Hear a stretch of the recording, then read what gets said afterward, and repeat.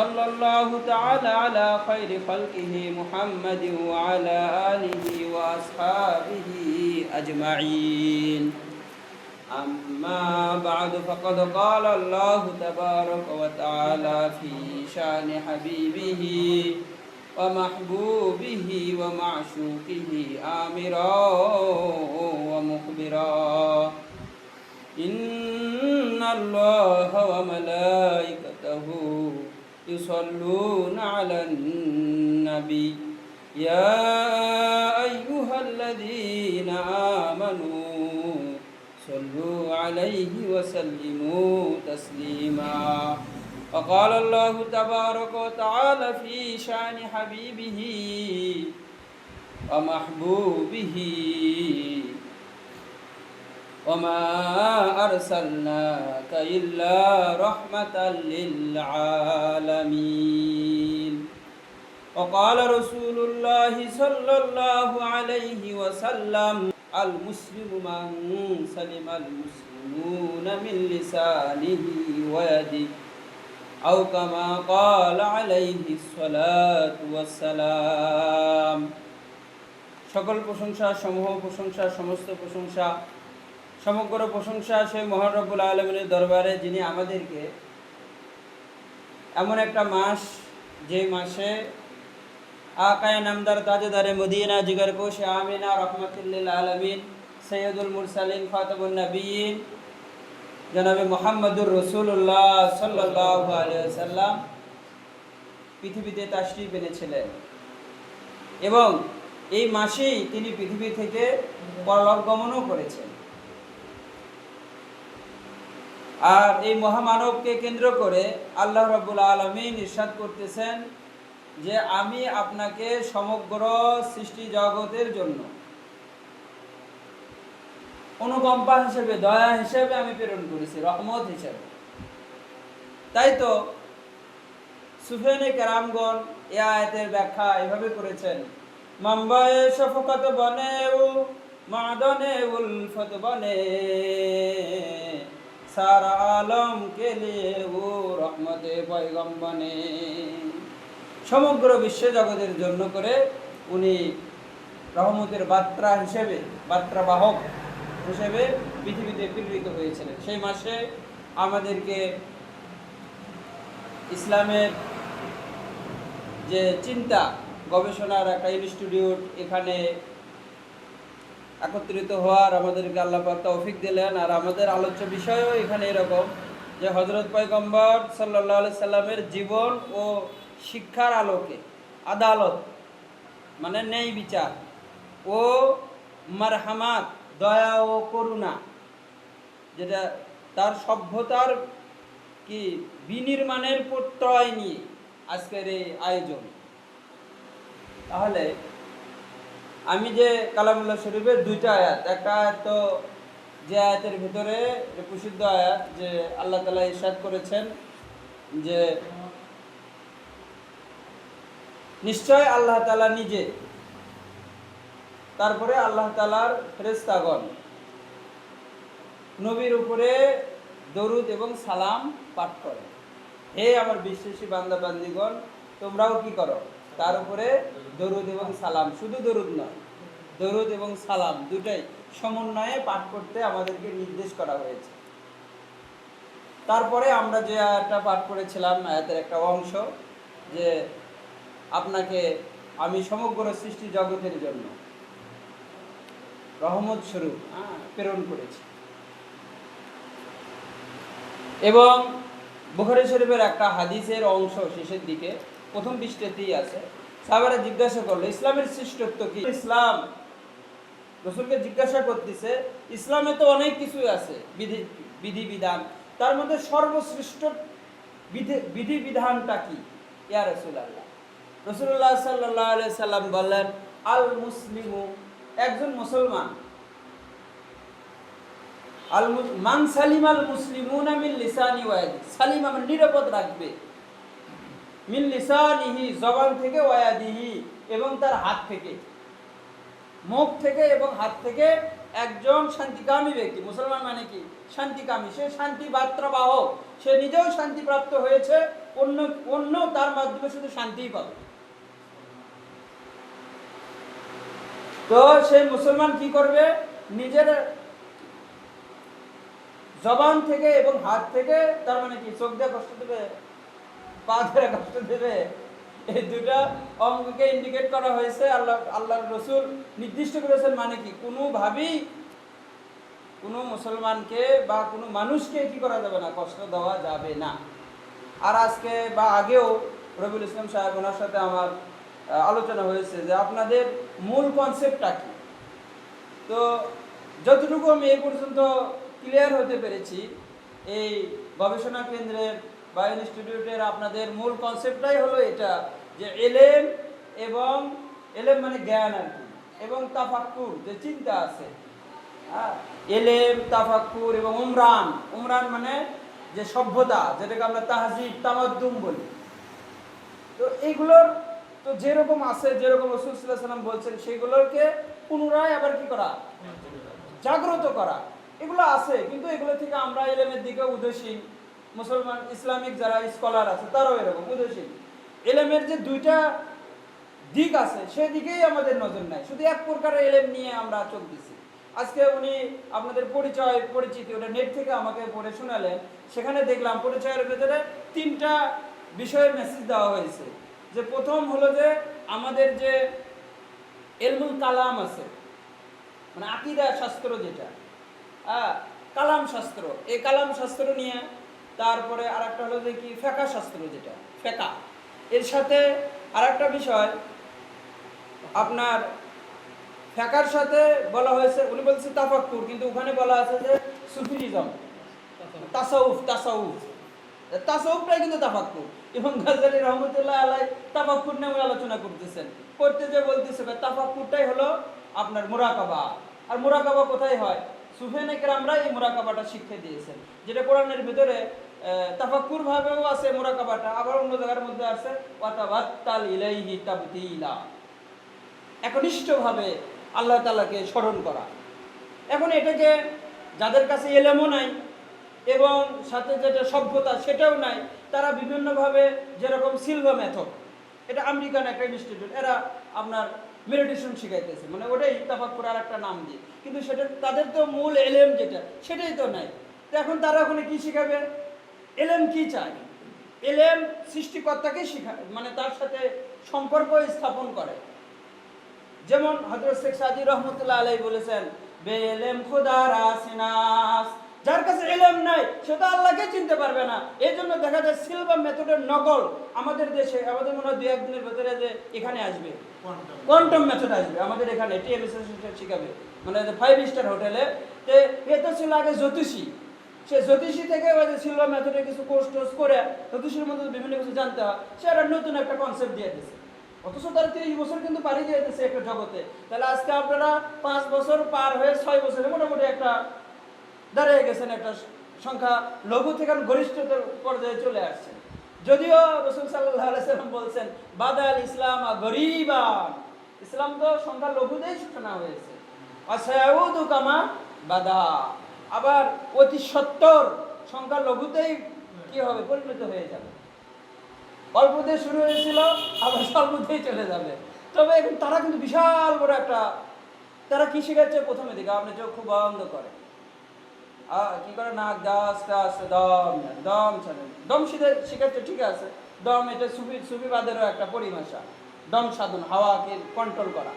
হ্যাঁ, তো তারপরে কি শিখাচ্ছে যে সৃষ্টির দিকে শুরুতেই শিরিক, আমাকে সৃষ্টির থেকে আমরা কল্যাণ পাই না আল্লাহ সৃষ্টির মাধ্যমে আমাদেরকে কল্যাণ পৌঁছান। দিন দিন আমি যে নিজেকে কি করতেছি, ডেভেলপ করতেছি, সচেতন করতেছি, এটা আল্লাহ করতেছে না আমাদেরকে। ফাআলুল লিমা ইউরিদ, আল্লাহ যাহা ইচ্ছা তাই করেন। যেমন উনি হাদিসে কুদসির ভিতরে আসছে, ইন্নী কুনতু কানজুম মাখফিয়া, আমি ছিলাম গোপন রহস্য, মানে অন্ধকার, কিছু ছিল না, গোপন থাকলে তো আর কিছু দেখা যায় না। ফাআহবাবতু, দেখেন উনি যে পরিচয় দিচ্ছেন ভালোবাসা দিয়ে, রসুলের নামও উনি কি রসুলকে ভালোবাসা দিয়ে অনুকম্পা দয়া হিসেবে উনি সৃষ্টি করেছেন। ফাআহবাবতু, আমি ভালোবাসলাম, আই লিউরিফা, নিজের নিজের পরিচয় করাতে, নিজেকে পরিচিত করাতে। ফাখালাকতুল খালকা, এরপরে আমি সৃষ্টি জগৎকে সৃষ্টি করলাম। সৃষ্টি জগৎকে উনি কি করছেন? সৃষ্টি করেছেন, উনি খালেক। আর যা কিছু সৃষ্টি করেছেন সবগুলো হলো মাখলুক। তো মাখলুক আমাকে কোনো কল্যাণ পৌঁছাতে পারে না, তবে খালেক যদি চায় মাখলুকের মাধ্যমে পৌঁছাতে পারে। তো যাই হোক, এখানে কি লাগবে? ইলম। আপনাদের প্রথম কনসেপ্টটাই কি? ইলম। তো রাসূলুল্লাহ সাল্লাল্লাহু আলাইহি সাল্লাম হাদিস শরীফের মধ্যে বলতেছেন, মিশকাত শরীফের ভেতরেও আছে কিতাবুল ইলম, আল ইলমু ইলমান। ইলম হলো দুই প্রকার জ্ঞান, এটা হলো দুই প্রকার। ইলমুন ফিল লিসান, রাসূলুল্লাহ সাল্লাল্লাহু আলাইহি সাল্লাম বললেন প্রথম প্রকারের জ্ঞান হলো স্মৃতিস্থ বিদ্যা, যেটা মানুষ পড়ে পড়ে মেমোরির মধ্যে লোড করে, ডাউনলোড করে। হাকাযা হুজ্জাতুল্লাহ ইবনে আদম, সে যা কিছু শিক্ষা করছেন, যা কিছু তার মেমোরির ভিতরে ডাউনলোড করেছে, এগুলো আল্লাহর কাছে জবাবদিহি করতে হবে। এরপরে রাসূল সাল্লাল্লাহু বলতেছেন ওয়া ইলমুন ফিল কলব, দ্বিতীয় প্রকার ইলম হলো কলবি ইলম, আভ্যন্তরীণ ইলম, ভিতরগত ইলম। তারপরে বলেন হাকাযা ইলমুন নাফি, ইহাই হলো উপকারী ইলম, যে ইলম সম্পর্কে কোরআনের ভিতরে আল্লাহ বলছেন সূরা আপনার কাহাফে হযরত খিজির আলাইহিস সালাম সম্পর্কে, মিল্লাদুন্নি ইলমা, আমার এমন একজন বান্দা যাকে আমি ইলমে লাদুন্নি দান করেছিলাম। এটাই হলো ইলমে কলবি, যেটা হাদিসের মধ্যে রাসূল সাল্লাল্লাহু আলাইহি ওয়াসাল্লাম বললেন। সুফিবাদের যারা আছেন, তারা স্কলার যারা, তারা আমাদেরকে শিক্ষা দেন ইলমে ফেরাসাত বা ইলমে হুজুরি, উপস্থিত জ্ঞান। ইলমে হুজুরির পক্ষে কোরআনের দ্বারা আমরা দলিল পাই। মুসা আলাইহিস সালাম যখন গেলেন, বলে আপনি তো আছেন কিন্তু থাকতে পারবেন কি না? ঠিক আছে চলেন। ওনাগুলো যখন সফর শুরু করলেন, উনি নৌকাতে, যাই হোক ওটা বললেনই না, ওটা তাফসিরে মারিফুল কোরআনের ভিতরে আছে এবং ইবনে কাসিরে তো আছে, যে ওই নৌকার এক প্রান্তে একটা পাখি বসেছিল, একটু পর পরে ওই পানির ভিতরে যাচ্ছে, কিছু পানি পান করে আবার এসে নৌকার মাথায় উঠতেছে। তো খিজির আলাইহিস সালাম বললেন, আপনি দেখতেছেন কি ওইটা পাখিটাকে খেয়াল করছেন? জি। তাতে কি সে বারবার ওই পানি থেকে পানি পান করে আবার নৌকার মাথায় উঠতেছে, আমরা তো এই নৌকাতে এই পানি দিয়ে যাইতেছি, এতে কি এই পানি কি কমে গেছে? কিছু কমছে না। আপনার কাছে যে এলেম আছে, এই এলেমটা হলো পাখি যতটুকু এই পানি থেকে সংগ্রহ করেছে, আর পানি যেরকম আছে এইরকম এলেম আল্লাহ রাব্বুল আলামিন আমাকে দান করেছেন। সুবহানাল্লাহ। আর আদম আলাইহিস সালামের পরিচয় করে দিচ্ছেন, কিন্তু আদম আলাইহিস সালামের মর্যাদায় আল্লাহ পাক দেখে দিয়েছেন ফেরেশতাদের উপরে কি দিয়ে? এলেম দিয়ে। আদম আল আসমা কুল্লাহা, এই যে আদমকে সকল কিছুর নাম শিক্ষা দেয়, এলেম শিক্ষা দিল আল্লাহ তাআলা। দিয়ে পরবর্তী ফেরেশতাদেরকে বললো, তোমরা তো বলছিলা তোমরাই আমার পবিত্রতা সেই বর্ণনা করার জন্য যথেষ্ট, তো এখন বলো তো এগুলোর নাম কি? আর অন্য কোনো সৃষ্টির কোনো প্রয়োজনই নাই, বলতেছে যে এগুলো তো আপনি যা এগুলো তো আমি বলতে পারি না। আদমকে বললো, আদম বলে দিল। আদম আলাইহিস সালামের মর্যাদা কিসের দ্বারা হলো? এলেমের দ্বারা। তো আপনাদের ইনস্টিটিউটের প্রথমই হলো এলেম জানতে হবে। এই জন্য আমরা তারগিব আর তারহিব, মিশকাতের ভিতরে হাদিসটা আছে, ওই কিতাবে তো আছে, যে কি করলো, যারা যে জানে আর জানে না, এটা তো কোরআনের আয়াতের মধ্যে আছে, তারা কোনোদিন এক হইতে পারে না। আলা ইস্তাবিল্লাযিনা ইয়ালামুন আল্লাযিনা লা ইয়ালামুন। আর তারগিব আর তারহিবের ভিতরে আছে যে নাউমুল আলিমি, যিনি জানলেন উনি ঘুম আসছে, সারা রাত ঘুমে ঘুমে কেটে দিল। আর যিনি জানে না উনি সারা রাত ইবাদত করলো। কয় ওই যিনি জানে না তার ইবাদতের থেকে যিনি জানে ঘুম আসলো, ঘুমে কাটায় দিল, ওই ব্যক্তির ঘুমটাই উত্তম, জ্ঞানীর ঘুমটাই উত্তম। সুবহানাল্লাহ। জ্ঞানকে ইসলাম মূল্যায়ন করেছেন এবং আদম আলাইহিস সালামের শ্রেষ্ঠত্ব ফেরেশতাদের উপরে জ্ঞানের কারণেই প্রকাশ পেয়েছে। তো তারপরে আছে কি আপনাদের তাফাক্কুর। শুধু জ্ঞান হলেই হবে না। শুধু জ্ঞানীরা কি হয়, ওই যে মানে জ্ঞানী বলতে আমরা এক প্রকারের জ্ঞানীদেরকে বলতেছি, তাদের কাছে ওই এলমে কলবি থাকে না, শুধু স্মৃতিস্থ এলেম থাকে। থাকার কারণে তাদেরকেই আমরা মূলত জ্ঞানী বলি। এই জ্ঞানীরা উদাসীনতার মধ্যে থাকে, কলবে এলেম নেই। কলবে এলেমটাই হলো তাফাক্কুর, পরবর্তীতে যেটা চিন্তা, থিসিস করা, গবেষণা করা, এই তাফাক্কুরটা তাদের ভেতরে। আর যখন এই দুটোর সমন্বয়ে থাকবে, তাদের দ্বারাই সভ্যতা যুগে যুগে প্রতিষ্ঠিত হয়েছে। যেমন আদম আলাইহিস সালাতু ওয়াস সালাম দেখেন, তারপরে হযরত শীশ আলাইহিস সালাতু ওয়াস সালাম। আপনি যদি ওই থিসিস করে তাদের জীবনীটা আপনি পড়েন, যেখান থেকেই পড়েন, যদিও এটা নিয়ে বহু ইসরায়েলের রওয়ায়াত আছে, মানে ওই যে নবীদের কাহিনী যেটা, তারপরেও সেখানেও যদি আপনি খোঁজেন তারপরেও আপনি পাবেন কি নবী, এই যে এলেম আর কি বললাম তাফাক্কুর। তো এই দুটোকে সমন্বয় নিয়ে তারা বিপ্লব ঘটাই দিয়েছে। তার পরবর্তীতে দেখা যাচ্ছে ইদ্রিস আলাইহিস সালাতু ওয়াস সালাম, তারপরে নূহ আলাইহিস সালাতু ওয়াস সালাম। নূহ আলাইহিস সালাতু ওয়াস সালামের পরবর্তী ইদ্রিস আলাইহিস সালাম, নূহ আলাইহিস সালামের পরবর্তী সময়ের ভিতরে আসছে কি মানে ওই যে মূর্তি পূজার সভ্যতা। নূহ আলাইহিস সালাতু ওয়াস সালাম ইদ্রিস আলাইহিস সালামের পরে আর কি। তখন নূহ আলাইহিস সালামকে আল্লাহ কোরআনের ভিতরে আসছে, উনি বলে দিলেন এই মূর্তির তারা ইবাদত করতেছে, এদেরকে ইবাদত মানে পূজা করতে নিষেধ করেন, আপনি এক আল্লাহ তাআলার দাওয়াত দেওয়ার কথা বলে দেন। মূর্তি পূজার সূচনা ওখান থেকে হয়েছে। কিন্তু যারা মূর্তি পূজা করতো তাদের কাছে তারাও কিন্তু ইউনানি যে পদ্ধতি আছে চিকিৎসা শাস্ত্র, এটা কিন্তু ইদ্রিস আলাইহিস সালাতু ওয়াস সালাম বা হযরত শীশ আলাইহিস সালাম ওনাদের উপরেই এটা অবতীর্ণ করা হয়েছিল, এই গাছগাছালি দ্বারা যে ট্রিটমেন্টটা। যাই হোক, আমরা যে আলোচনা করতেছি এলেম, শুধু এলেম হলে হবে না, এলেমের সাথে কি লাগবে? তাফাক্কুর লাগবে। আর রাসূল এই দুটোর সমন্বয়ে এদের শিক্ষা দিয়েছেন কে? সকল নবী রাসূলগণ। এবং নবী রাসূল যিনি শ্রেষ্ঠ, নবী রাসূলদের যিনি সরদার, ইমাম, সৈয়দ, উনি হলেন আমাদের নবী বিশ্বনবী হযরত মুহাম্মদুর রাসূলুল্লাহ। শেখায়া উन्होंने हमें मिलके रहना, তিনি আমাদেরকে মিলেমিশে মানে থাকা এটা শিক্ষা দিয়েছেন। দিলো সে কাদুরাত মিটানে কো আয়ে, আমাদের অন্তরের ভেতরে যেন কোনো দুঃখ, পেরেশানি, কষ্ট না থাকে, এটাকে পৃথিবী থেকে বিলুপ্ত করে দেওয়ার জন্য করে মুহাম্মদুর রাসূলুল্লাহ সাল্লাল্লাহু আলাইহি সাল্লামের প্রেরণ হয়েছিল, উনি প্রেরিত হয়েছিলেন। রসুলে খুদা হাত সিখানে কো আয়ে, খুদায়ে কাহে বাতানে কো আয়ে, আল্লাহ সত্য এটা শিক্ষা দিতে আসছে এবং আল্লাহ এক, এটাও উনি কি করছেন? আমাদেরকে শিখানোর জন্য আসে। তার কারণ সেই সময় 360টা দেবদেবীর খোদার ইবাদত বন্দেগী করা হতো, উনি আছে কি লা ইলাহা ইল্লাল্লাহ, এটা শিক্ষা দিয়েছে। তারপরে উনি কি করেছেন?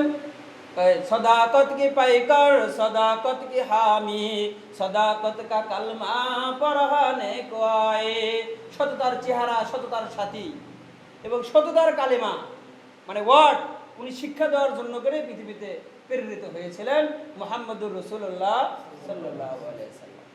উনি এসে এমন করেছেন যে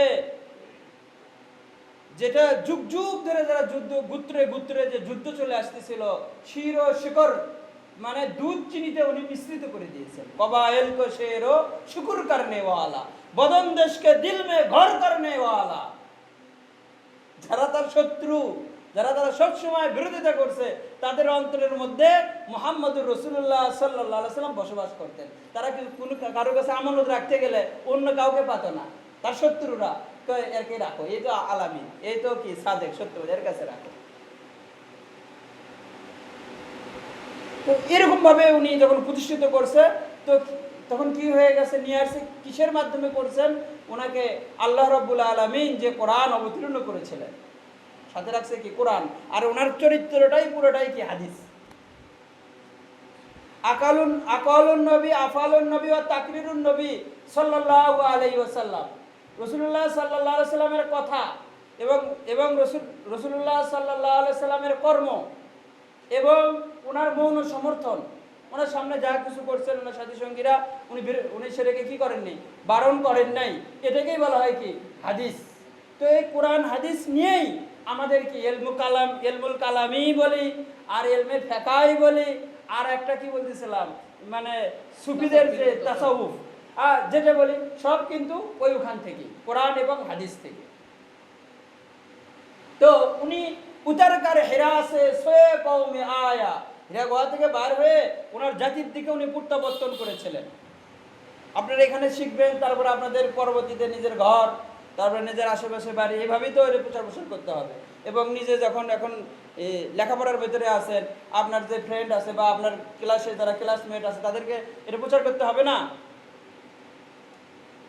যেটা ইনস্টিটিউট থেকে শেখা হবে যে এলেম এবং তাফাক্কুরের সমন্বয়ে যে তাহজিব তামাদ্দুম বা যেটা উমরান যেটাই বলি না কেন, এটাকে যখন আমরা কি করব, আমি নিজে ধারণ করব, নিজের 3.5 হাত বডির মধ্যে আগে কোয়ান পৌঁছান নিজেকে, তারপরে ওয়াহালিকুম। আহাল কাকে? আপনার আপনার রুমমেট যিনি উনি আপনার আহাল না, আপনার ক্লাসমেট যিনি উনি আপনার আহাল। এরপরে যখন আপনারা জবে চলে যাবেন বা ব্যবসায় চলে যাবেন তখন অন্যদেরকে হবে, তার বিবাহ দিতে চলে যাবেন তখন এরকম হয়ে যাবে। এভাবেই তো বিপ্লব ঘটাইতে হবে নাকি? রাসূল সাল্লাল্লাহু আলাইহি ওয়াসাল্লাম গোয়া থেকে আসা আগে খাদিজা রাদিয়াল্লাহু তাআলা আনহাকে বার্তা দিয়েছেন, উনি ওনাকে সাহস যোগাইছেন। এই এই এই মেসেজগুলো পাশে ছিলেন আলী রাদিয়াল্লাহু তাআলা আনহু, উনি শুনছেন, উনি সকালবেলা উঠে কয়েক আপনারা যে আলোচনা করলেন আমিও সেই দলে যেতে চাই, নিয়ে নিচ্ছি। এভাবেই তো প্রচার প্রসার হয়। এটাই বলছেন যে বাদা আল ইসলাম গরিবা নয় সায়াউদু কামা বাদা। তো এই জন্য যখন আমরা জ্ঞানের যত স্তরেই যাই না কেন, তারপরেও আমাদেরকে কি করতে হবে? জ্ঞান শিখতে হবে, এলেম শিখতে হবে।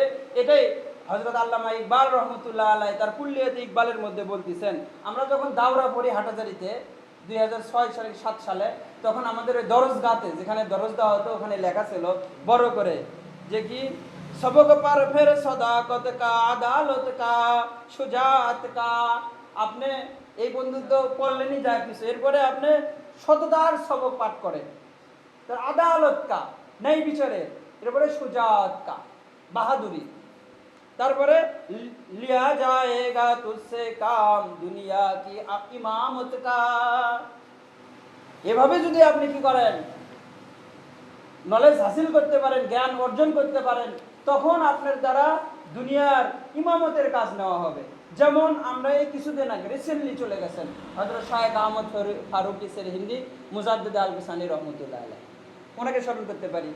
কারণ ওনার সময় দেখা গেছে কি যারা বাদশা ছিল তাদের মধ্যে ওনার প্রভাব কিন্তু খুবই প্রকট ছিল, প্রবল ছিল। আমরা যে ফতোয়া স্বামী দেখি, তারপর পরবর্তীতে ওনার মতদর্শের উপরই লেখা, মানে হানফি ফিকহাতে ফতোয়া স্বামী, তারপরে ফতোয়া আলমগিরি, যার আমলে লেখা, উনি মুজাদ্দিদ আল বিসানি রহমতুল্লাহর মতদর্শবাদী ছিলেন। উনি কি করেছেন? উনি উনার যদিও উনি মসনদের চেয়ারে বসেন নাই, কিন্তু তারপরেও তার মতদর্শের আলোকেই ওই সময়ে শাসন চলছে, শাসন ব্যবস্থা। কিসের কারণে? ওই যেটা ইকবাল রহমতুল্লাহ আলাইহি আমাদেরকে কি করছেন, ইঙ্গিত করছেন যে সবক পর সদাকত কা আদালত কা সুজাত কা। উনি এইভাবে নিজেকে গঠন করেছেন এবং অন্যদেরকে সেটা মেসেজ দিয়েছেন, দিতে দিতে ওনার এই পরিবেশ আল্লাহ পাক তৈরি করে দিয়েছেন। তো আপনারাও যখন নিজেরা এই সংগঠনের মাধ্যমে এই জ্ঞান হাসিল করবেন, আর আজকে যেই দিনে বা রজনীতে রাত্রিতে আমরা একত্রিত হয়েছি, রাসূলুল্লাহ সাল্লাল্লাহু আলাইহি সাল্লাম এই মেসেজটাই আমাদেরকে দিয়েছেন।